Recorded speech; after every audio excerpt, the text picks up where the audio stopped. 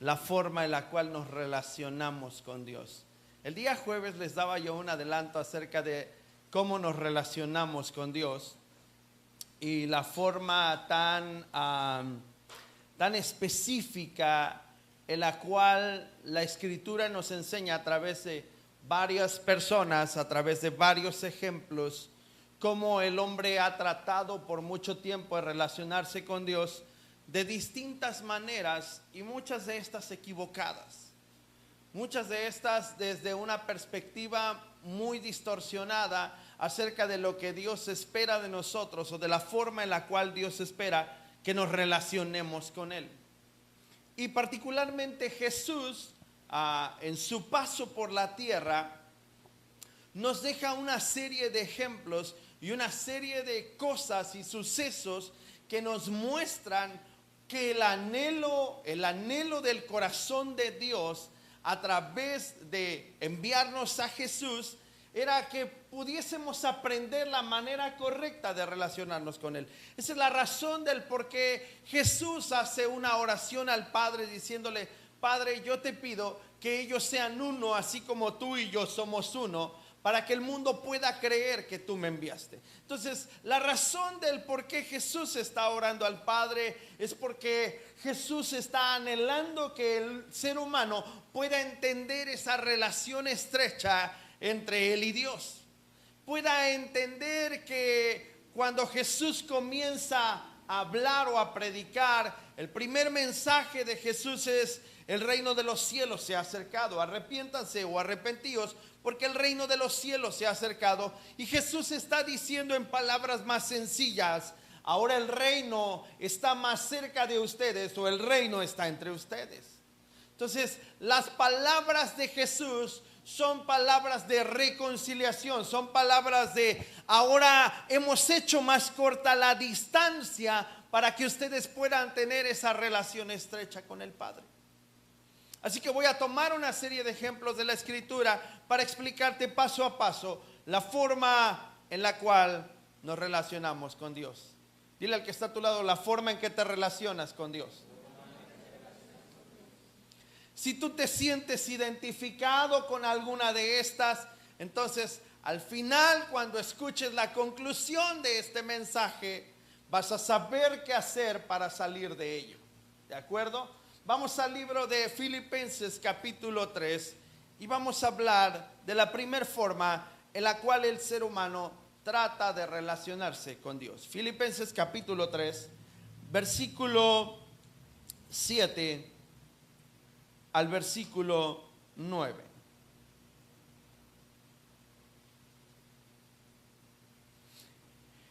Y dice así la palabra del Señor: pero cuántas cosas eran para mi ganancia, las he estimado como pérdida por amor de Cristo.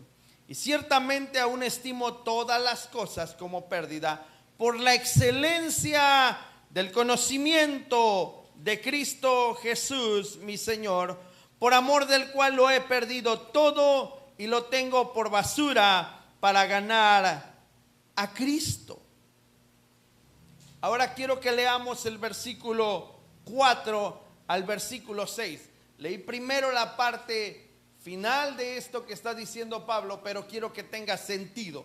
Aunque yo tengo también de qué confiar en la carne, si alguno piensa que tiene de qué confiar en la carne, yo más, circuncidado al 8º día, del linaje de Israel, de la tribu de Benjamín, hebreo de hebreos, en cuanto a la ley, fariseo, en cuanto a celo, perseguidor de la iglesia, y en cuanto a la justicia que es en la ley, irreprensible. Inclina tu rostro, Padre, dale tu espíritu a tu palabra, dale el sentido que necesita para nuestro corazón, dale tu esencia misma, Señor.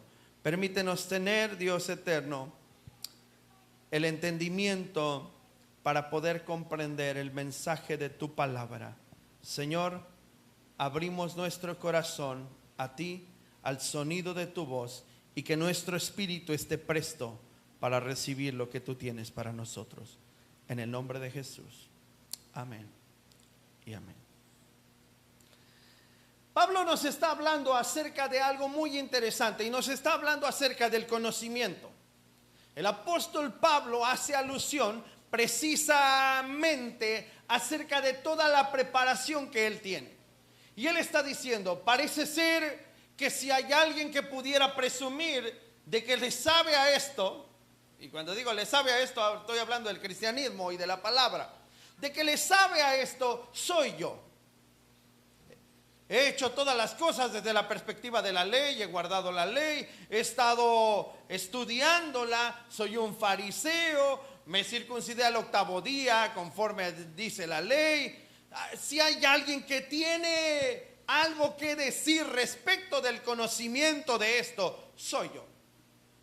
Y luego termina diciendo, sin embargo, todo esto lo he considerado como una basura, porque me di cuenta que a través del conocimiento no he podido lograr mucho que digamos. Y después habla de un conocimiento distinto, y del conocimiento que habla es del conocimiento de la persona de Cristo Jesús. Así que Pablo pasa de hablar del conocimiento intelectual al conocimiento de una persona o un conocimiento revelado de quién es Cristo Jesús. La primera forma en que el ser humano ha tratado de relacionarse con Dios es por medio del conocimiento. Cometemos el error de creer que al saber más estamos más cerca de Dios. Y mucha gente busca el conocimiento o busca el saber más porque siente que saber más lo hace estar más cerca de Dios.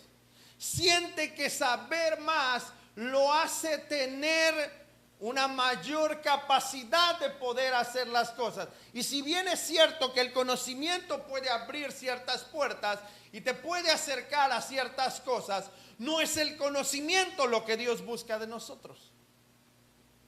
¿Cuántas veces hemos escuchado frases como, pastor, es que pues no me mande todavía al evangelismo porque me falta conocimiento y siento que no tengo nada que decirle a la gente? Pero Jesús nos da un ejemplo distinto cuando de repente Jesús sana a un leproso y le dice, ve y cuéntalo a los tuyos.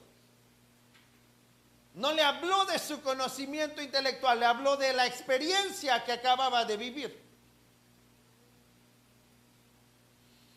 Porque el conocimiento intelectual puede incluso nublar nuestro entendimiento y, como dice el apóstol Pablo, incluso mucha letra puede llegarnos a matar.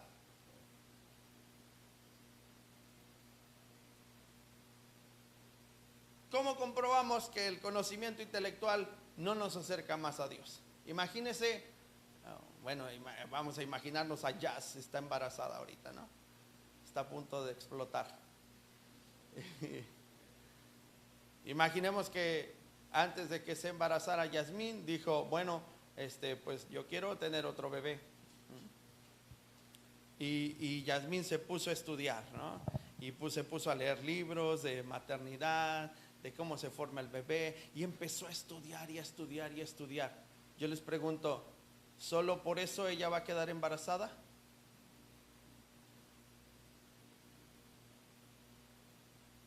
Podría saber demasiado acerca de bebés. Podría haber estudiado todos los libros acerca de cómo fecunda un espermatozoide a un óvulo. Podía tener todo muy claro y con exactitud. Pero eso no le va a dar lo necesario para que suceda lo que anhela su corazón. Así que cuando el apóstol Pablo menciona que todo el conocimiento que él tiene parece ser una nada, cuando ahora su experiencia con Cristo le está diciendo que tiene que conocerlo de manera diferente.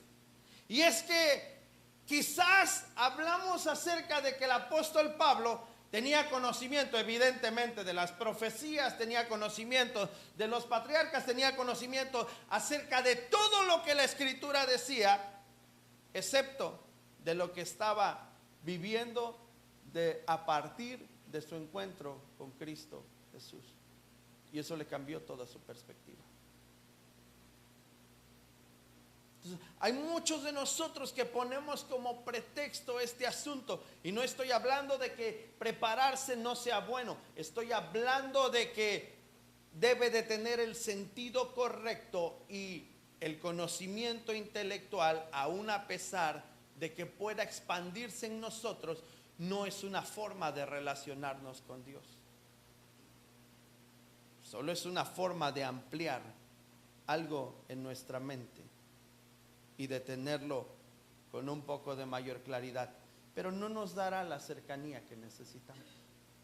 Hay mucha gente, y yo tengo testimonio de mucha gente que en un instituto bíblico han muerto espiritualmente, porque se llenaron de conocimiento intelectual, pero nunca hubo revelación ni un acercamiento, y salen del instituto bíblico y terminan perdidos. No vamos muy lejos. Hace el año pasado en Escuela de Profetas, apóstol Benjamín Manzano daba testimonio precisamente acerca de toda su generación del instituto bíblico, y él nos decía: toda mi generación en el instituto bíblico no quiso nada con el ministerio. Yo soy el único, y así nos lo dijo claramente, yo soy el único que ejerce el pastorado hasta hoy. Todos los demás se perdieron. Y cuando dice se perdieron es porque ni uno siquiera está sirviendo a Dios. Y después de adquirir tanto conocimiento, segunda forma en la que el hombre intenta relacionarse con Dios. El hombre intenta relacionarse con Dios por medio de sus emociones. Es decir, el alma no está diseñada para relacionarse con Dios. El alma es la esencia misma de nuestra persona, pero es ahí donde están almacenadas todas nuestras emociones. Todas nuestras emociones. ¿Ok? Y el alma es muy fácil de manipular. Por ejemplo, hablemos acerca de la música. ¿Se han dado cuenta que hay canciones que apenas escuchas la melodía y ya sientes algo así como que en tu interior? ¿Sí? ¿Sí se han dado cuenta de eso o no? ¿Qué es lo que se mueve en nuestro interior? La emoción, ¿no? El sentimiento. Y también cuando escuchas una cumbia, decía mi hijo Yair cuando estaba chiquito, es que se me mueve el pie, pa. ¿Ah? Mira, se mueve solo, decía. No, pasábamos por el mercado y ya estaba él acá bien prendido con las canciones que escuchaba. Y yo le decía: pa, no, todo lo que escuches es para que brinques. Es que se me mueve el pie. ¿Ah? Y bueno, ya desde entonces sabrán que mi hijo es así, ¿verdad? Trae la música por dentro. Pero la música es un arma poderosa para poder manipular sentimientos. ¿A poco no? Escuchas unas rancheras y ¿a poco no te dan ganas de gritar? ¿Sí o no? ¿Sí o no? No, seamos honestos. ¿Sí o no? Escuchas unas rancheras y hasta sientes que quieres acá gritar y te quieres poner el sombrero de charro y todo el show, ¿no? O los que les encanta, no sé, ¿qué les encanta escuchar? No sé, a lo mejor escuchan a Juan Gabriel, o los que se ponen románticos nada más cuando escuchan a Luis Miguel y ay, Luis Miguel. De volada les llega al corazón. ¿Sí me explico? Digo, tampoco, el que no le pase, pues levante las alas, ¿verdad? Estoy hablando, yo soy el único pecador de seguro aquí. Pero escuchas canciones de ese tipo. Yo me acuerdo que yo estaba chamaco y apenas empezaba a aprender a tocar la guitarra. Y en esa época que yo empezaba a aprender a tocar la guitarra, había un grupo, bueno, no era un grupo, era un dueto. Y era lo más escuchado en cuanto a romanticismo se trataba. Se llamaban Sin Bandera. ¿Sí se acuerdan de ellos? Eran unas voces privilegiadas, ¿no? Y tú los escuchabas cantar y tú decías: a varios cientos de kilómetros. Y ya nada más ese pedacito porque luego se emocionan. ¿No? Y tú dices: chale, qué rollo con estos cuates, ¿qué tienen? O sea, lo hacían con un sentimiento que tú decías: estos cuates, la neta sí sienten lo que cantan, ¿no? Y así cualquier persona que tenga ese conocimiento y que pueda llegar al alma, podrá mover las emociones, ¿ok? Podrá mover las emociones. Como también cuando ves a un artista que pinta un cuadro y tú ves ese cuadro, no sé si ves una casa con un techo de teja o no sé, y lo primero que piensas es, ¿cómo me recuerda donde vivía mi abuelita? ¿No? O ves un pueblo, o ves algo que identifiques con tu pasado o con tu niñez, inmediatamente se mueve en tu interior, ¿qué? Sentimientos. ¿Okay? Porque nuestra alma tiene registro de todos esos momentos. O cuando llegas a un lugar y hay cierto aroma, ¿no? Por ejemplo, a mí, les voy a confesar algo. Yo la primera vez que mis papás me llevaron a Acayucan, Veracruz, así a conocer a mis abuelos, me acuerdo que mis tías tenían una tiendita, ¿ok? Y cuando entré por primera vez a esa tiendita, olía a puros dulces. Entonces yo entro a una dulcería y oler ese aroma de dulces es como la primera vez que llegué a aquel lugar. De veras, nada más con el simple hecho, no sé qué combinación hacen esos aromas a tanto dulce, pero entro yo a una dulcería y hasta respiro profundo y digo,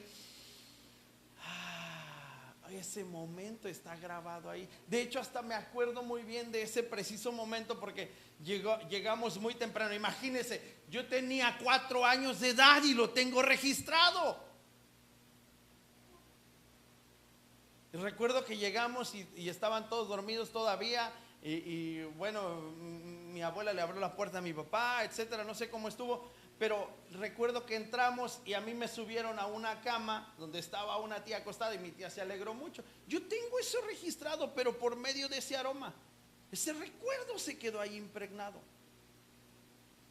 Y la gente ha tratado de relacionarse con Dios por medio de los sentimientos, porque el mundo emocional tiene la habilidad de corromper, de distorsionar la perspectiva de algo que es totalmente opuesto.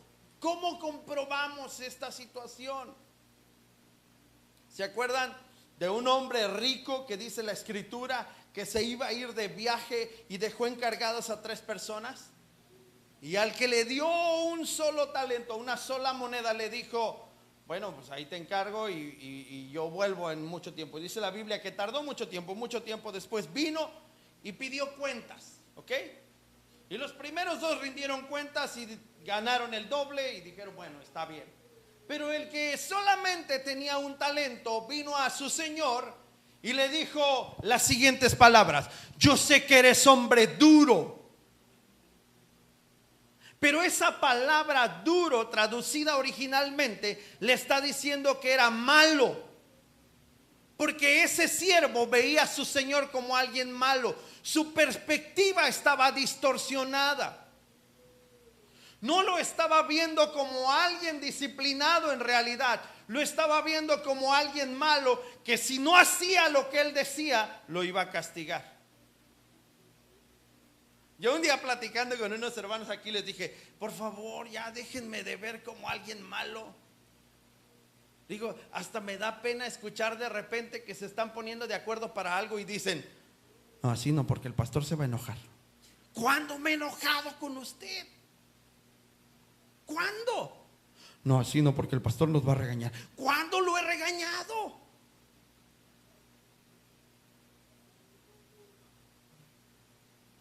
¿Y sabe por qué tenemos ese sentimiento? Porque es la forma en la cual nos han criado. Nos han criado con una perspectiva distorsionada sobre la autoridad. Y de la autoridad, ¿qué sabemos? ¿Cómo oponernos a ella? ¿Cuáles son los límites nada más? ¿Cómo defendernos de ella? ¿Sí o no? Porque es la forma en que nos han criado. Empezamos a construir barreras que no afecten nuestros sentimientos. Y lo mismo hacemos con Dios. Pensamos que relacionarnos con Dios tiene que ver cuando todo va bien, y cuando va mal, también nos enojamos con Él.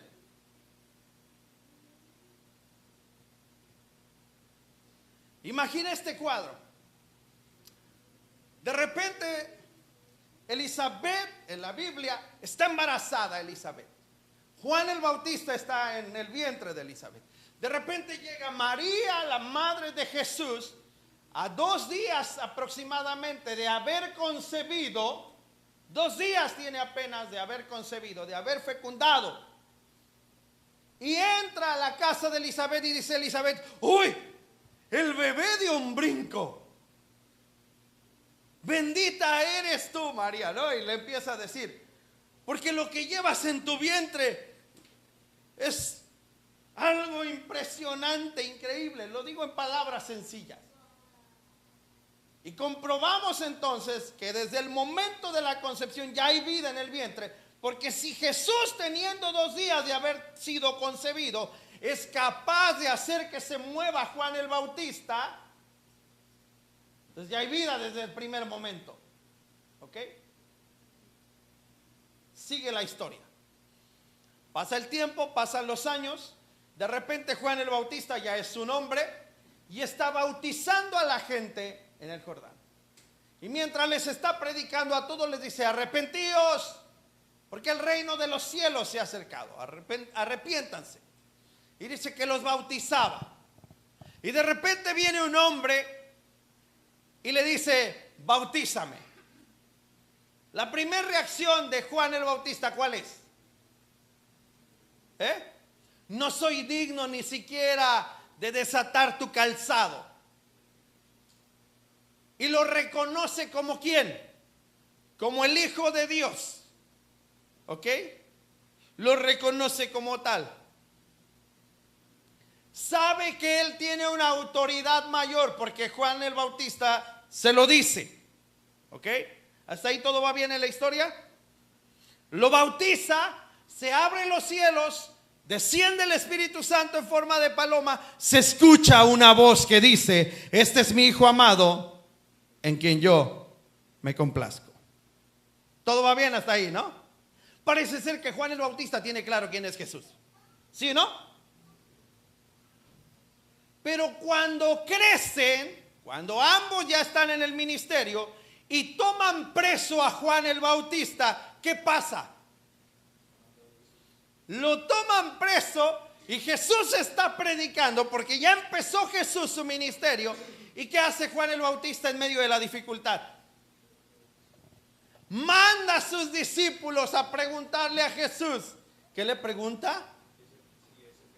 ¿Tú eres el que tenía que venir o esperamos a alguien más? ¿Sabes cuántos de nosotros, en medio de que todo está bien y que ejercemos el ministerio, creemos en Jesús como el Rey, como el Señor, como el Mesías? Pero cuando la circunstancia nos está a punto de aplastar, dudamos que Él sea quien dijo ser.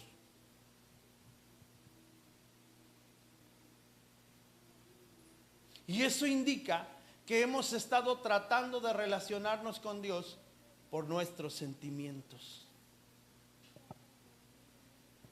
Pues sí, mientras todo es bendición y mientras todo está tranquilo en casa, alabado sea el Señor. Pero si me aprietan un poco los zapatos, entonces, Señor, ¿por qué?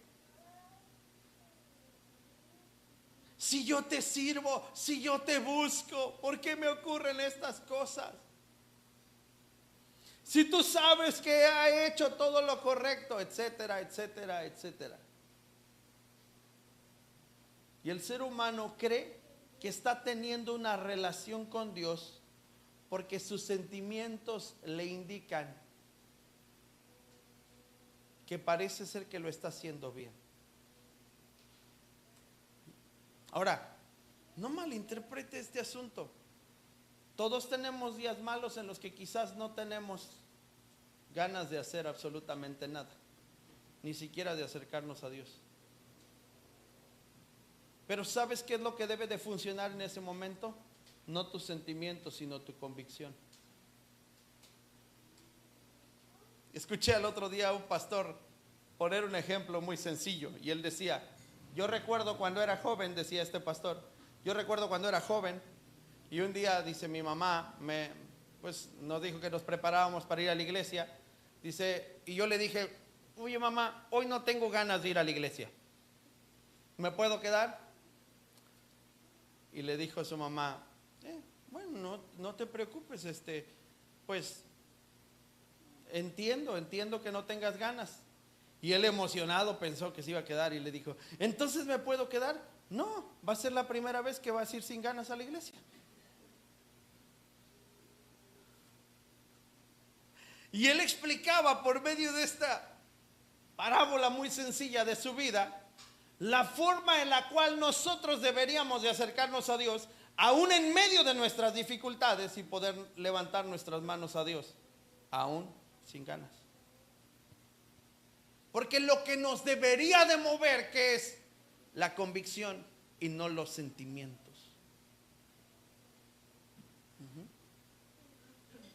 ¿A poco usted cree que yo me levanto todos los días bien feliz y diciendo, oh, hoy tengo mucho trabajo, tengo varias sesiones de consejería, oh, qué feliz soy? ¿Ah?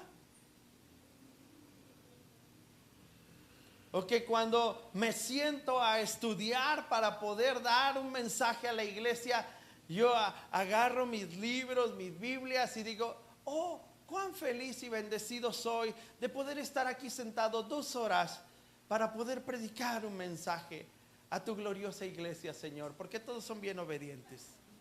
Gracias, Señor, por ese privilegio. ¿Sí me explico? Ahora no me estoy quejando. Pero de la misma manera que hay días en que tú no quieres hacerlo, yo también tengo días en que no quiero hacerlo, pero tengo que hacerlo. Porque lo que debe de mover mi vida es la convicción y no mis sentimientos. ¿O a poco crees que es muy glorioso de repente en la madrugada escuchar, ora por fulano de tal? Y tú con todo el sueño así ya acumulado, ya empezaste a roncar bien rico y de repente te despiertas de la nada y el Espíritu Santo te dice, fulano de tal. Y tú dices, ay Señor, es verdad, estará muy en peligro. ¿Sí me explico? Me pasó hace unos días, hasta mi esposa me dijo, ¿qué hacías en la madrugada orando ahí parado, caminando como gendarme? Porque de repente le dije, no sé, de repente me paré y el Espíritu Santo me dijo, ora por esto. Y me paré en medio de la madrugada, así de la nada, pum, me paré, me levanté de la cama y me puse a orar. ¿Sabes cuándo me enteré? ¿Sabes cuándo me enteré de la razón por la cual estaba orando? Apenas ayer. Y esto pasó hace 5 días atrás. Es una persona que ni siquiera pastoreo yo, pero que estaba pasando por una dificultad. Y el Espíritu Santo me levantó a orar por esa persona. Imagínate, de repente me acabo de acostar a la 1 de la mañana y a las 4 de la mañana de repente el Espíritu Santo me habla y me dice, ahora párate porque necesito que ores por este. ¿Tú crees que se siente bien glorioso? Y yo levanto mis manos al cielo y le digo, gracias Señor, porque apenas llevo 3 horas en las que estoy intentando dormirme y comencé a roncar bien rico, pero aquí estoy. Lo primero que hace mi carne es preguntar, Señor, ¿realmente está en peligro? ¿No se podrá aguantar un ratito?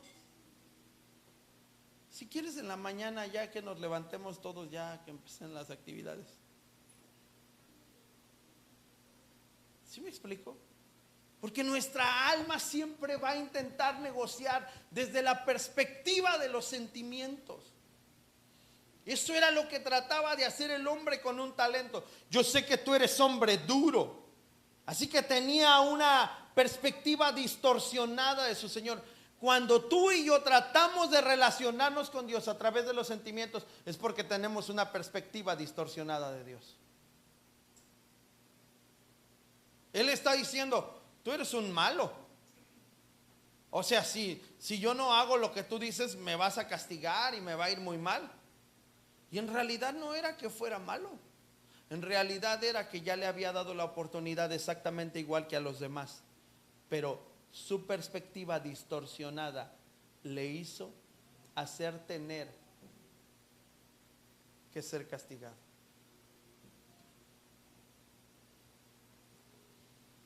La última. La tercera manera en la que el hombre trata de relacionarse con Dios es a través del mundo material. ¿Cómo sabes que estás intentando relacionarte con Dios a través del mundo material? Hazte esta pregunta. Si le pides más de lo que le ofreces,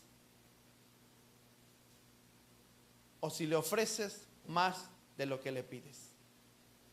Eso es lo que puedes responder si te estás relacionando por medio del mundo material. Si tú estás pidiendo más de lo que ofreces, tú estás queriendo hacer contratos con Dios. Pero si tú ofreces más de lo que pides, tú te estás relacionando correctamente con Dios. Pero ¿cómo? No estoy hablando de cuestiones de dinero, estoy hablando de cuestiones en todos los sentidos. Porque fuimos criados con una mente contractual basada en el concepto de poner cláusulas que sean de nuestro interés para dar algo a cambio si es que nos conviene, ¿ok? Por ejemplo, ¿ha escuchado oraciones como esta? Señor, si tú sanas a mi hijo, ahora sí te voy a servir de tiempo completo. ¿Sí ha escuchado oraciones como esa? Señor, si tú dejas que me gane la lotería, ahora sí te voy a dar más allá del diezmo, es más, te voy a dar la mitad. Y queremos hacer un contrato con Dios, ¿no? Voy a comprar el terreno de la iglesia, nada más déjame ganarme la lotería. ¿Sí o no? ¿Sí? Ay, no me digan que soy el único pecador. Te compras un boleto de cualquier rifa y lo primero que piensas es, si me lo gano, voy a dar tanto para la iglesia. Y te lo ganas y se te olvida lo que dijiste.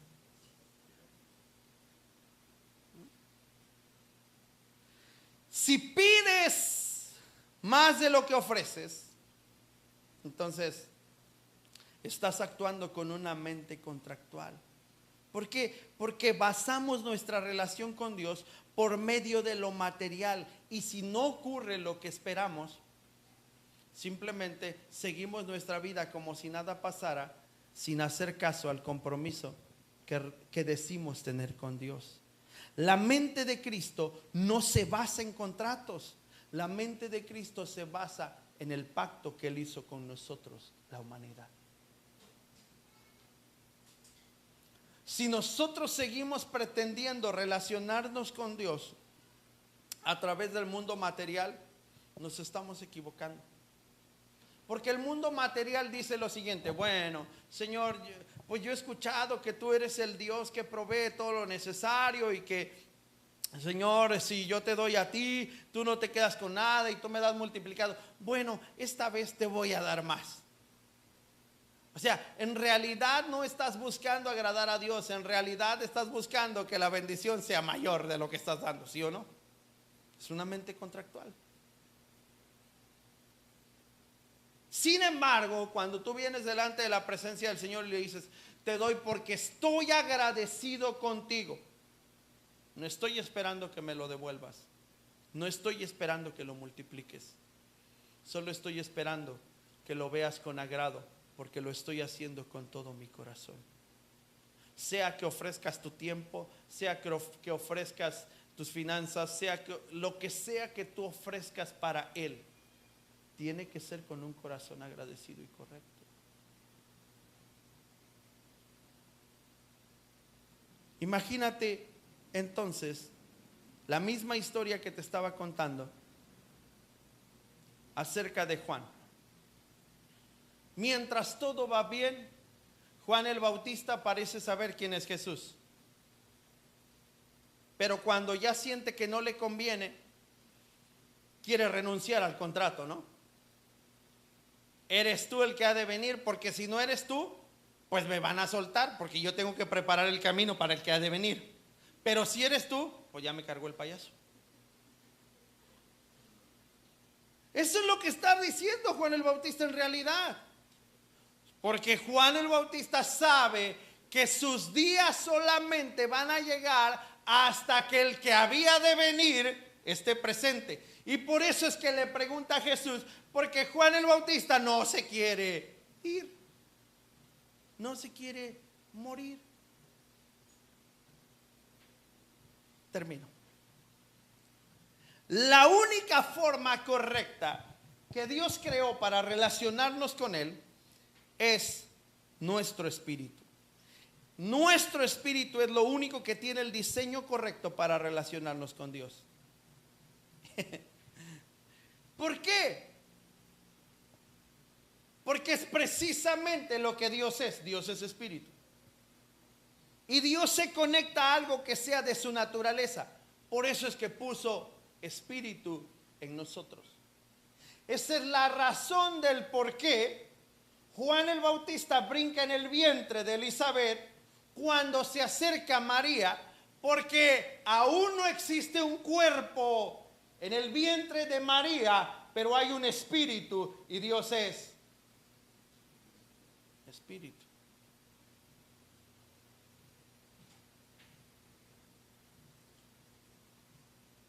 Todo lo que sea material, todo lo que sea sentimientos e incluso conocimiento, no nos va a dejar relacionarnos con Dios de la manera correcta.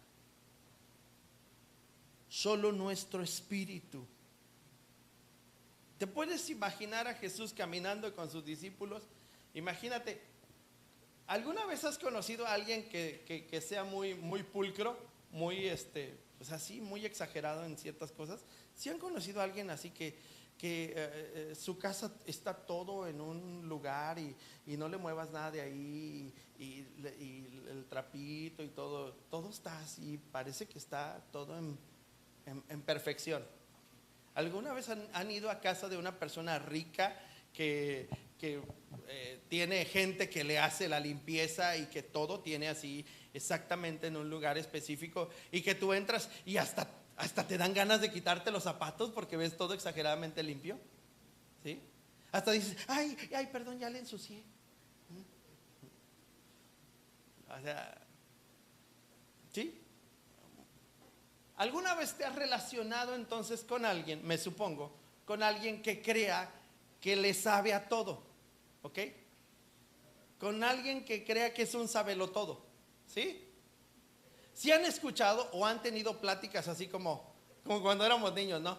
Pues mi papá carga 50 kilos. ¿Ah? Y de repente sale el otro niño y dice, ¿50? Yo he visto a mi papá cargar 100. ¿Sí? Y si o no fuimos criados así fuimos criados, la verdad, con esa libertad de decir cosas solamente para defender nuestra pobreza o nuestra deficiencia o nuestra infame vida. ¿Ok? Y de repente, cuando somos adultos, sigue pasando. ¿Sí o no? ¿Sí o no sigue pasando? Tienes una plática, esto pasa entre hombres nada más. Tienes una plática entre hombres y de repente alguien dice, no hombre, me fui de viaje, fíjate que fui a Ciudad de México, iba a 190 kilómetros por hora.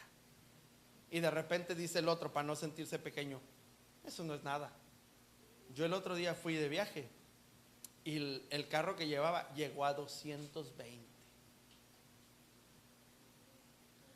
Y tú les ves la cara a ambos y dices, o sea, con ese carro que tienes, hermano, 220, las puertas hubieran salido volando y el cofre se hubiera ido, quién sabe a dónde. 180.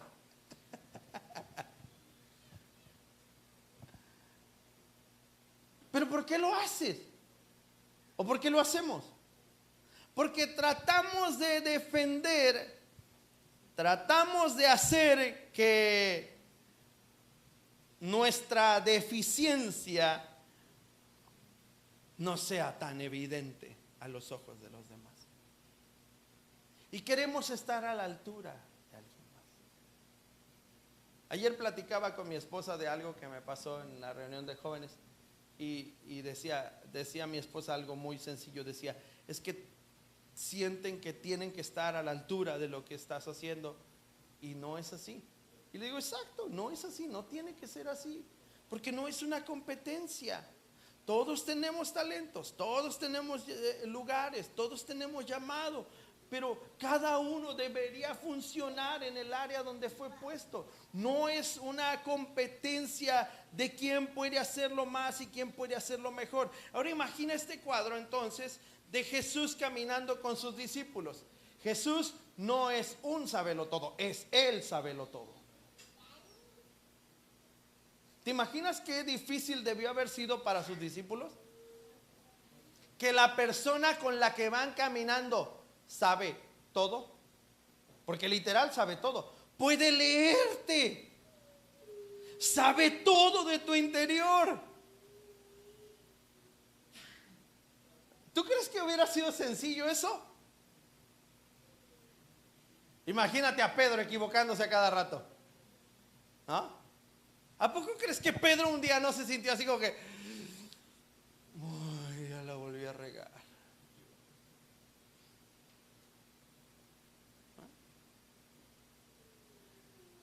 ¿Sí o no? Y dígame si no es cierto, pero cuando hay alguien que parece que lo sabe todo, cae mal. ¿Neta? ¿Sí o no? Te cae mal, tú dices, ahí va otra vez. No, es que eso no se pone así, se usa de esta manera. Yo me acuerdo de mi papá, fíjese, a mí me caía mal mi papá. Ay, Señor, perdóname. No es cierto. Ya me perdona. Me caía mal mi papá en este sentido. O sea, no que me cayera mal mi papá, me caía mal cuando se ponía en este plan. Mi papá pues aprendió mecánica textil. Él era un experto en la mecánica textil, trabajaba con unos árabes y él arreglaba máquinas que construían en Alemania. Era uno de los mejores mecánicos que tenía la empresa. Pero era tan bueno que a mi papá no le encontrabas en su herramienta una perica o una llave Stilson o una llave de presión. Todo lo que usaba eran llaves sobre medida, llaves españolas. ¿Ok? Era todo lo que había en su herramienta. Herramientas de precisión, como vernier, como instrumentos de medición así muy exactos. Tenía herramientas con el grosor adecuado por medida. Para cuando había lugares reducidos tenían que tener cierta medida. ¿Ok? Había herramientas como por ejemplo, no sé si alguna vez alguno de ustedes ha intentado sacar un tornillo que tiene la cabeza de estrella con un desarmador de cruz. Es una babosada, ¿ah? Perdónenme la expresión, pero sí. O sea, los varones sabrán de lo que les estoy hablando. Pero ahí estás terco queriéndolo sacar y no, ahorita se va a poder. Y empiezas a golpearlo y terminas descabezando todo el tornillo porque ya hiciste tu desgarriate. ¿Ok? Entonces mi papá me veía hacer algo así. No, hermano, ibas a la horca. Aquí están todas las herramientas. Deberías de aprenderte todas las medidas. Cada tornillo fue diseñado con una medida exacta porque tiene una llave exacta que quita ese tornillo. Y un día agarré una perica y me dijo, ¿qué estás haciendo? Y dije, pues es que voy a quitar ese. Las pericas para flojos. Dije, me fui con mi perica.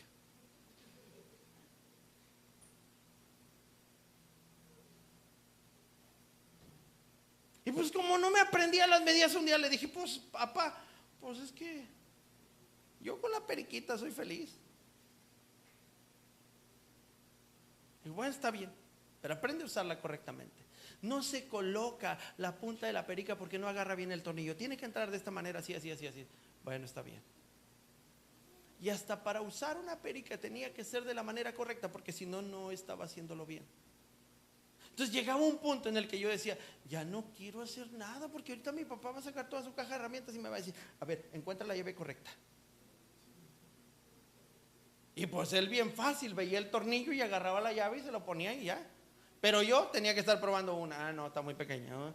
Ah, no, no le queda. Ah, no, esta. No, todavía se da vuelta. No, esa no. Hombre, ¿cuál es? Ahora pásalo al plano de Jesús y sus discípulos. Jesús los lleva para todos lados.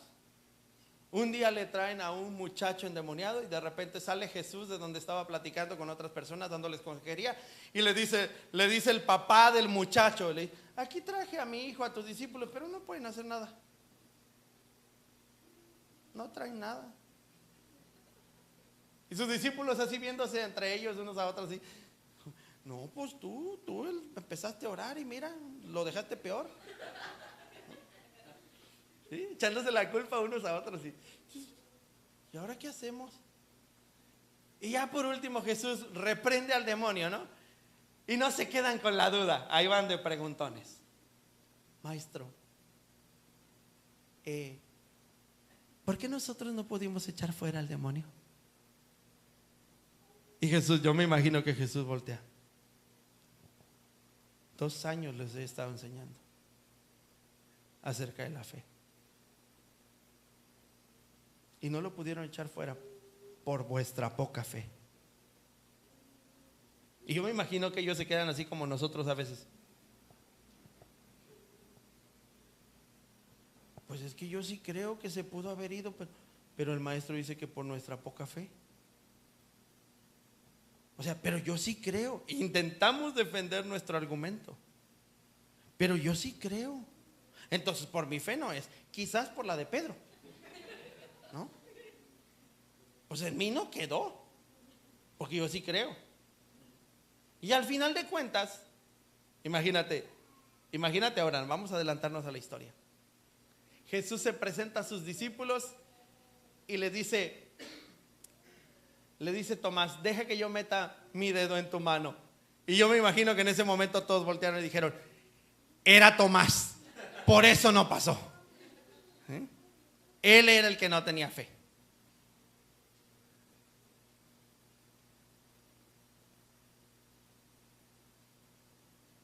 Caminar al lado de alguien así puede ser intimidante.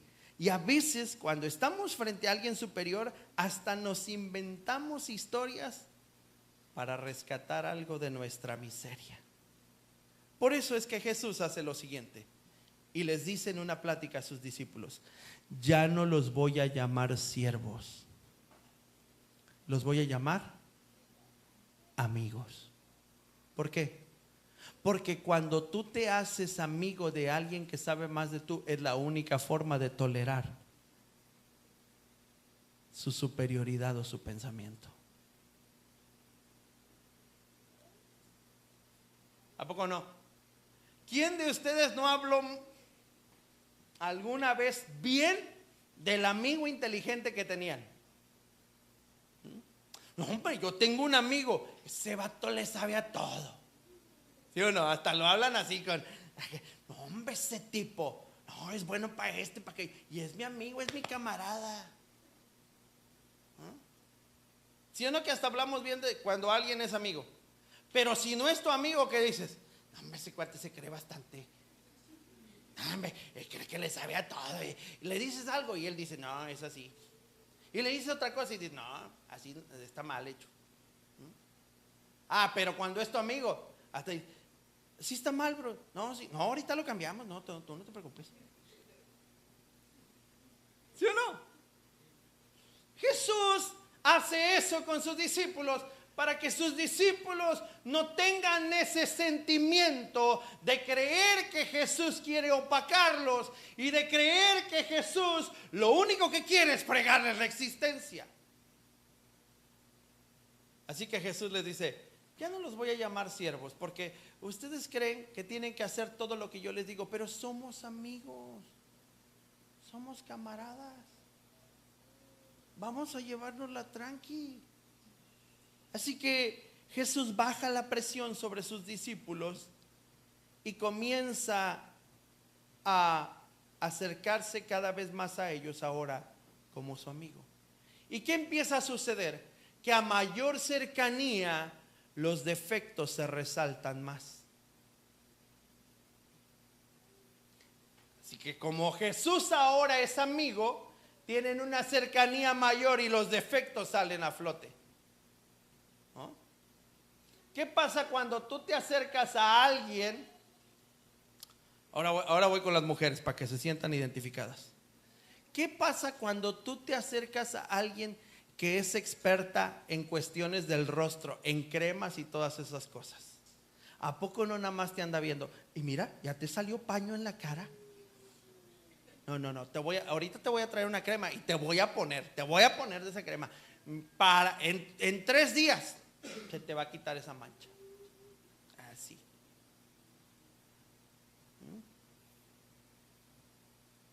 Como que me llamo, no sé, ¿eh? ¿Cómo se llama?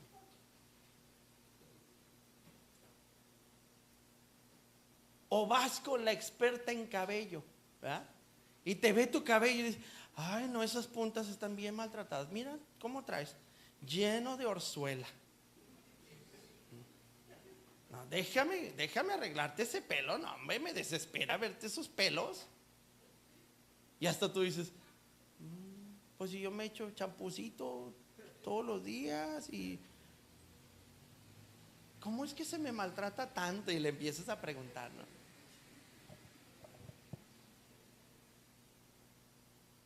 O vas con la amiga fitness y ya, amiga, deberías de ponerte las pilas, vamos a hacer ejercicio, vamos al Zumba.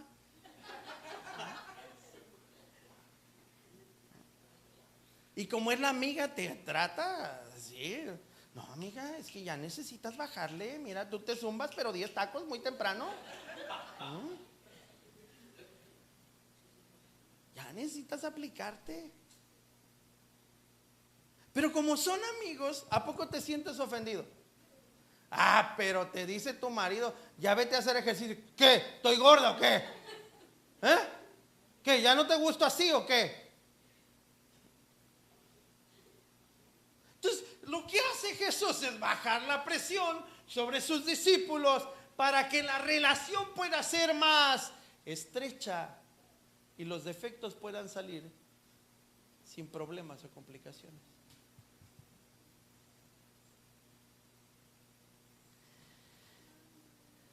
La razón es que la amistad es la habilidad. Apréndase este concepto. La amistad es la habilidad de respetar el nivel de pensamiento de los demás.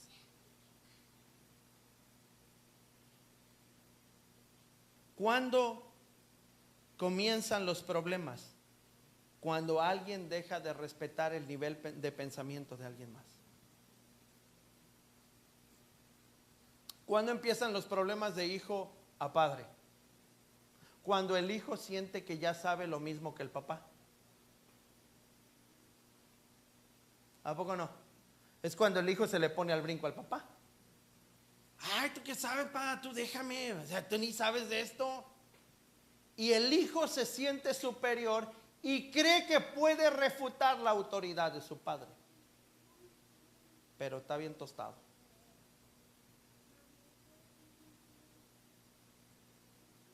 Porque no existe tal cosa. Y si el padre comienza a permitirlo, entonces ya tienen un problema muy, muy grave. ¿Dónde está esto registrado? El orden de Dios. Génesis capítulo 8. Génesis capítulo 8.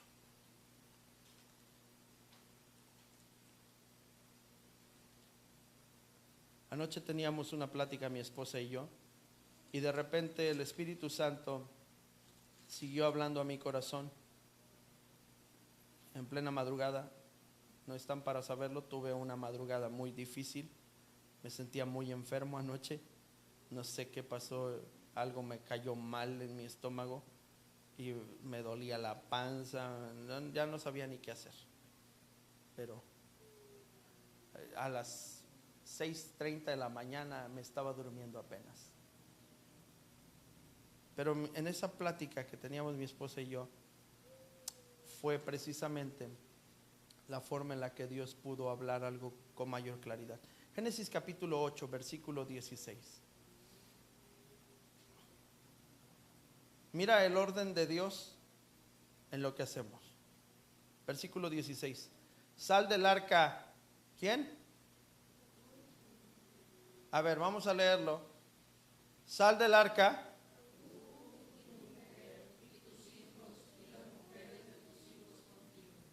¿Cuál es el orden?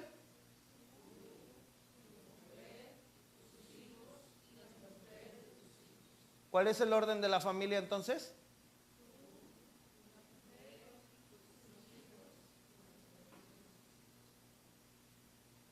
¿Y qué pasa cuando rompemos ese orden? Versículo 18. Mira lo que hizo Noé. Entonces, ¿qué?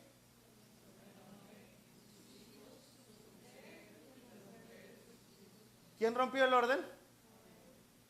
¿Y cómo lo hizo? Noé.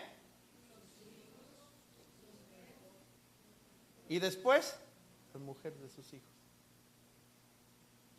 ¿Y sabes lo que pasó después de esta parte de la historia? Que se quedó Noé con sus hijos y se emborrachó. ¿Y qué pasó? Y sus hijos vieron su desnudez y deshonraron la desnudez de su padre. Pero ¿quién rompió el orden? Noé.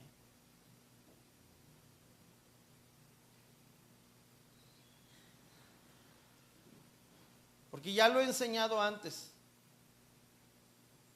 No podemos basar nuestra vida en los hijos. Si basamos nuestra vida en los hijos, entonces vamos a tener serios problemas, porque nosotros no podemos resolverle la vida a nuestros hijos. Nuestros hijos tienen que llegar a una etapa en la cual ellos toman decisiones.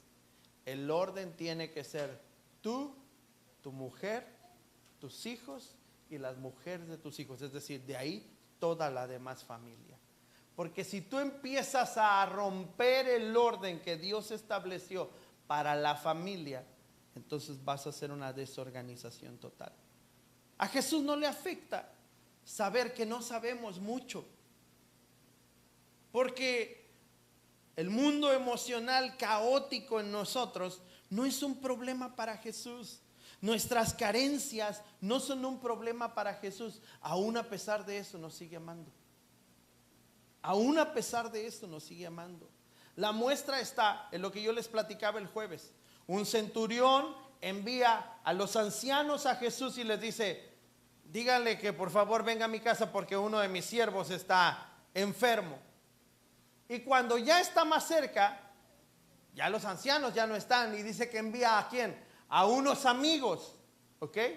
Y le dice: dígale a Jesús que mejor no llegue hasta mi casa. ¿Cuál es la razón? El centurión no quiere compromiso, y aunque entiende la fe y la autoridad y recibe el milagro de que su centurión sea sanado, no recibe cambio en su vida porque no se vuelve a hablar de él. Y aunque Jesús dice: en todo Israel no ha hallado tanta fe como en él, no lo cambia por ninguno de sus discípulos. ¿Cuál es la razón? Porque a Jesús no le afectan nuestras carencias. No le afecta la deficiencia de Pedro. ¿Cuántas veces has leído en la Biblia que Pedro competía con Juan? ¿Por qué crees que competía con Juan? Porque se comparaba.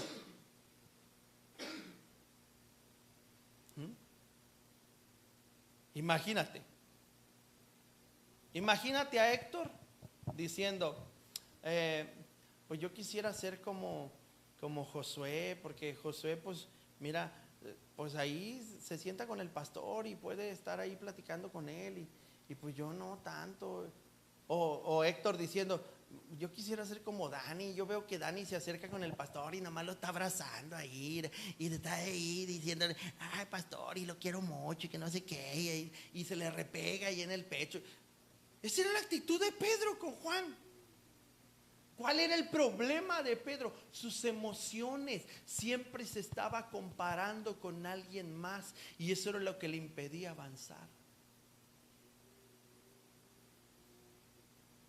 Cuando Pedro está a punto de fallar a Jesús, a punto de negarlo, ¿qué le dice Jesús? Satanás me ha pedido para zarandearte, ¿qué? Como al trigo. Pero yo, ¿qué? He orado al Padre para que tu fe no falle, no falte. ¿Sabes qué le está diciendo Jesús en realidad a Pedro? Yo ya te perdoné desde antes que tú me niegues. Esa es la razón del por qué cuando venimos a Cristo, nosotros anticipadamente ya habíamos sido perdonados desde que Él murió en la cruz del Calvario. Porque lo único que puede sostenernos es la fe, creer en lo que Él ya hizo. Así que esa es la razón del por qué Jesús no basa su relación con nosotros en algo contractual. Si entendiéramos el pacto de Jesús, nos daríamos cuenta que todas las cláusulas están a nuestro favor. Que no sé por qué nuestra mente sigue pensando que podemos hacer un contrato con Él cuando Él ya puso todo a nuestro favor, y que lo único que deberíamos de seguir es su voz y dirección.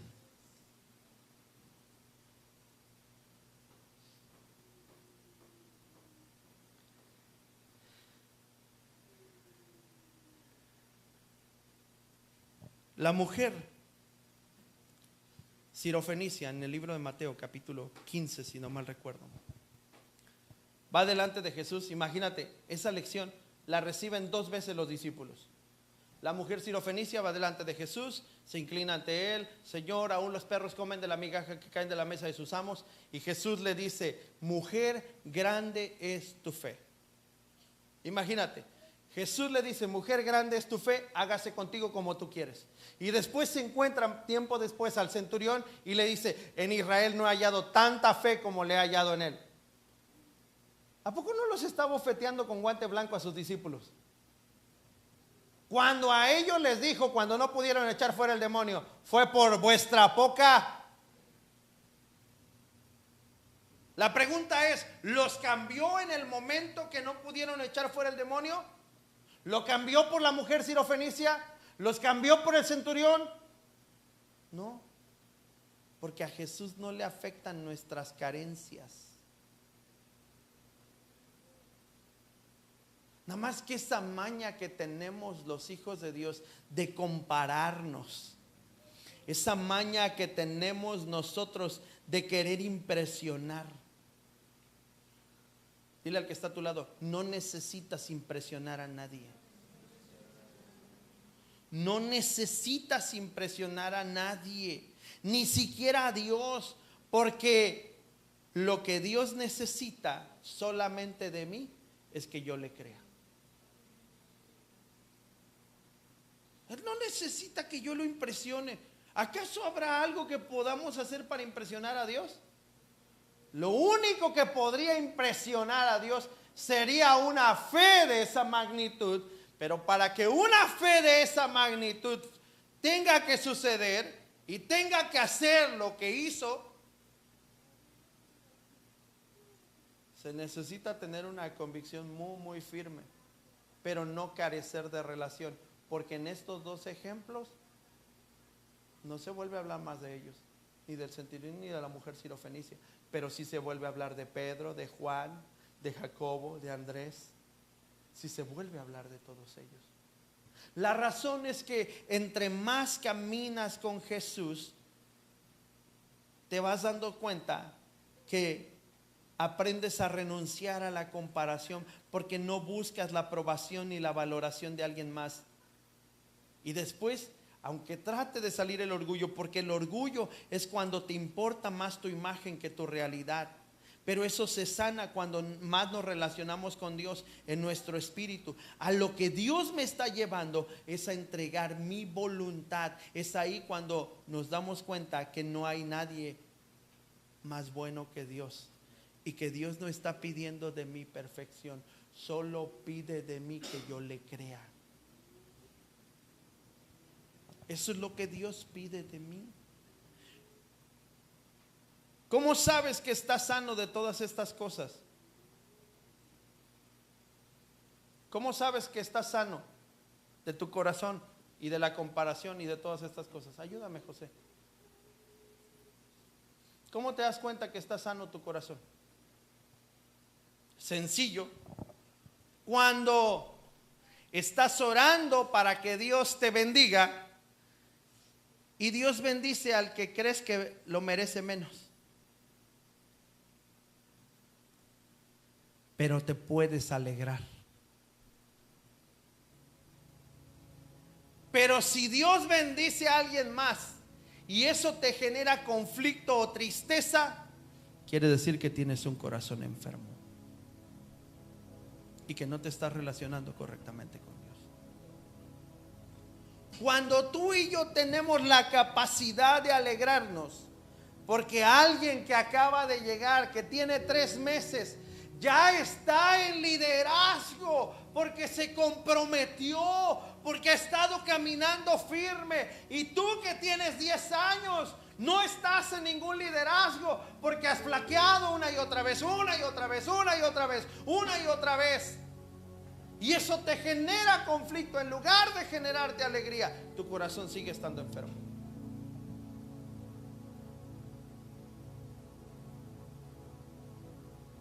Pero si eres capaz de alegrarte porque alguien más está siendo usado por Dios, aunque no seas tú, quiere decir que tarde o temprano tu corazón va a estar alineado correctamente y perfectamente a la voluntad de Dios para que pueda suceder lo que tiene que suceder contigo.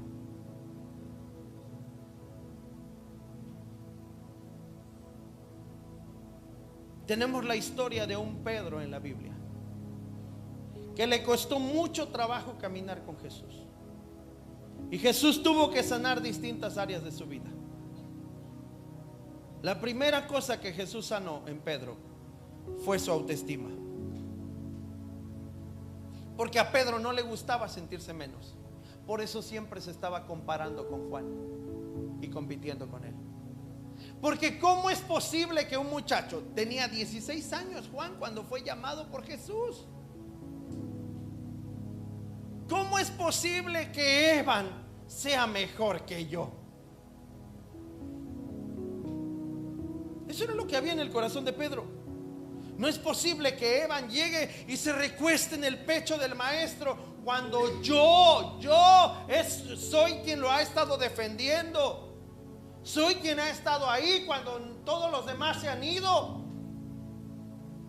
Pero ¿por qué Evan puede acercarse con libertad al maestro? ¿Por qué Evan puede acercarse con libertad a Jesús?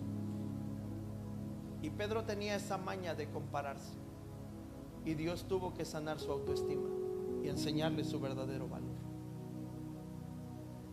La segunda cosa que Dios sanó en Pedro fue su familiaridad. Esa familiaridad y esa manía de creer que podemos ayudarle a Dios. Es que el Señor me dijo que me va a bendecir, pero mire, yo ya estoy haciendo esto porque, pues, por si sí o por si no. Esa manía que tenemos de querer ayudarle a Dios.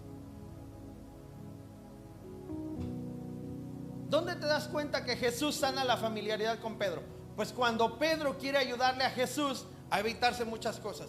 Voy a ir a la cruz. No, Señor, no te acontezca tal cosa. Tú no, por favor, a cualquiera de nosotros, pero a ti no.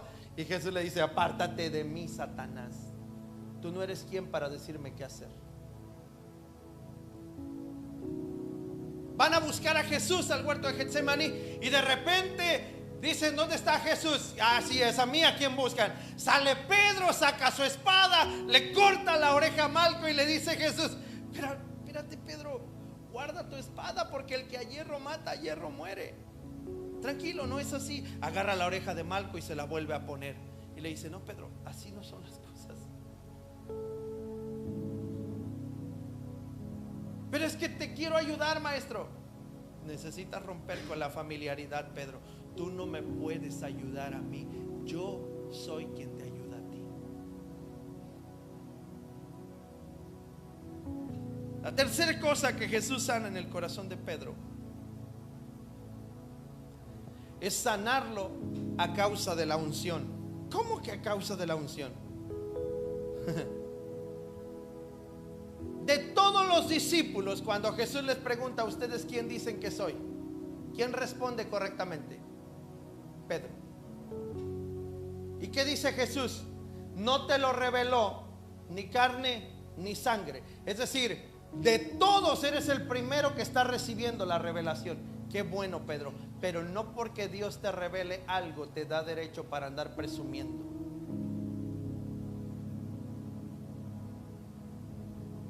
Y Pedro sentía que como era el que sabía, él podía decir cualquier cosa, como por ejemplo: y aunque todos te dejen, yo no te voy a dejar, maestro. Yo voy a estar ahí contigo, porque yo soy el más fuerte. ¿Sabe cuántas veces los pastores escuchamos eso en nuestras iglesias? Gente que ha prometido lealtad y compromiso hasta la muerte, y de repente en 1, 2 o 3 meses cambia, porque cambiaron sus intereses y sus sentimientos ya están enfocados en otra cosa y son capaces de traicionarte. Eso le pasó a Pedro.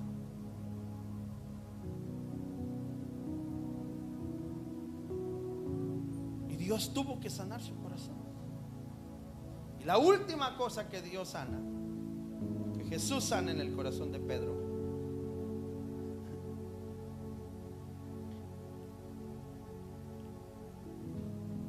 lo sana de querer hacer lo que le toca a Dios hacer. Ya no solo de ayudar, de querer hacer lo que le toca a Dios hacer, porque se siente con el derecho de irrumpir en los planes de Dios. Es diferente a la familiaridad. Mismo ejemplo. ¿Qué hubiese pasado si Pedro hubiera defendido a Jesús y hubiese cortado no solo la oreja a Malco, sino la cabeza? Que los planes se hubieran visto interrumpidos y que ahora no solo Jesús hubiera muerto, sino Pedro también. ¿Sabes cuántas veces nosotros con nuestras decisiones interrumpimos los planes de Dios? ¿Sabes cuántas veces nosotros hemos interrumpido el plan de Dios por nuestras malas decisiones? ¿Qué habría pasado si hubiera muerto Pedro? Vamos a trasladarnos al día del Pentecostés. ¿Sobre quién desciende el Espíritu Santo para hablar por primera vez y hacer crecer a la iglesia? Sobre Pedro. 3,000 almas se hubieran perdido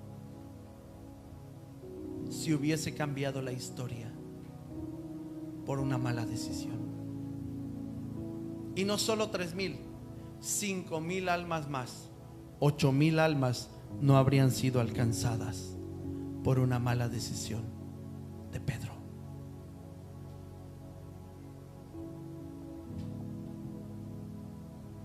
Así que Jesús perdona anticipadamente a Pedro para proteger su fe, porque era lo único que podría sacarlo de su día más oscuro. Y por eso Dios nos perdonó por adelantado a nosotros, para que nuestra fe sea lo que nos saque de la temporada más difícil, del día más oscuro de nuestra vida, y podamos relacionarnos de manera correcta con Él. No es por tu conocimiento, no es por tus sentimientos, no es por lo material. Lo que recibes es secundario y lo que das tiene que ser por gratitud. La forma correcta es que Dios se relacione con tu espíritu. ¿Cuál va a ser la señal de que las cosas están siendo diferentes? Que tu carácter en tu casa cambie. Que tu carácter con los compañeros de trabajo cambie. Que la forma en que tú ves a la gente comience a cambiar. Que si ascienden a alguien de puesto, tú puedas alegrarte y decirle: felicidades, me da tanto gusto que te hayan dado este puesto, no importa que no haya sido tú. Eso dará testimonio que tienes un corazón sano. De lo contrario, necesitas venir a Jesús, tener un encuentro real con Él, para que puedas ser sanado de compararte, de la familiaridad, de querer ayudarle a Dios y de querer interrumpir los planes de Dios con tus decisiones. Ponte de pie, por favor.